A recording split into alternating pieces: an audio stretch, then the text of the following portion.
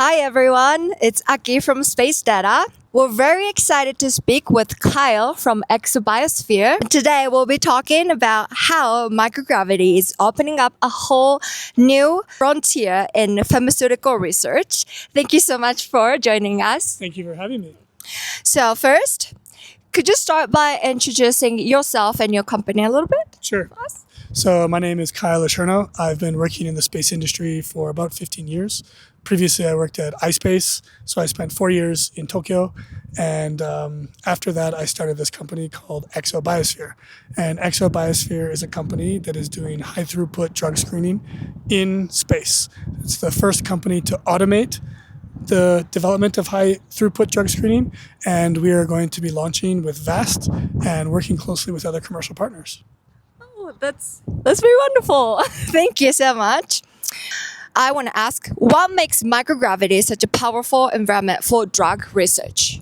Yeah, thank you for that question. So over the past 30 years, scientists have discovered that cells grow between 10 and 100 times faster in space. Oh, wow. So if you want to study how a drug will impact cancer, for example, you can see the results much faster in space than you could on Earth.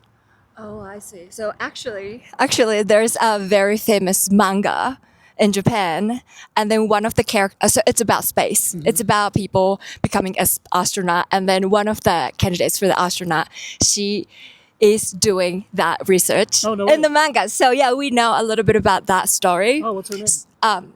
Serika. Oh, Serika, okay. So the manga is Space Brothers. Oh, Space Brothers, I know that. Do you know? Of course, yeah. They did some Hakuto iSpace stuff. Oh, really? Yeah. So we're a little bit familiar with that story. She is researching ASL because her dad had ASL. Mm-hmm. In manga, she's researching on ASL, and then she wants to do the experiment on it in ISS. Yeah, that's the story. Cool. And then, she's one of the people's favorite character. Okay. Yeah. So I think we could do some ASL research and maybe try to find some cures and many other people who I suppose suffer from this disease. Yes, actually, I wanted to ask what kind of diseases, what kind of treatments exactly are you going to do at the first phase? Yeah, so it will be customer dependent, but some of our customers right now are already interested in doing pancreatic cancer. So pancreatic cancer is one of the fastest killing cancers.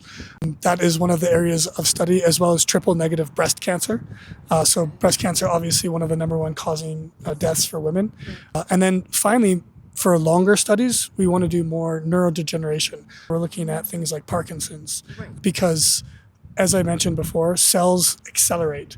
The growth of cells accelerate. You can study aging in space. Oh, I see. And you can't do it on Earth. There's no way to increase the speed of our age. But in space, you can do that. These are some of the early studies that we hope to do. That's very interesting insight. So many people assume space biotech is far off in the future. What breakthrough already within reach? Yes, so there's been 3 big breakthroughs recently. Number one is advances in robotics. And I think Japan has been one of the best countries to miniaturize robots. Yeah. So our system is automated because we have these miniaturized robots. Yeah. And then the second thing is chips. The chip size has come down, so we're able to do a lot more data processing than we could in the past. And then the third is access to space. Now you have SpaceX, which has brought down the price. You have commercial space stations like VAST, which is going to increase the access. And then you have companies like ours who have benefited from seed venture capital from SpaceData. And we're able to use that funds to move much faster than ever before. Wow. What exactly the relationship between SpaceData and your company? Atsushi is the main person, I can say. But here's my vision, what I've been thinking about. SpaceData does digital twins. And in the future, I think you will be able to do a digital twin of your entire body.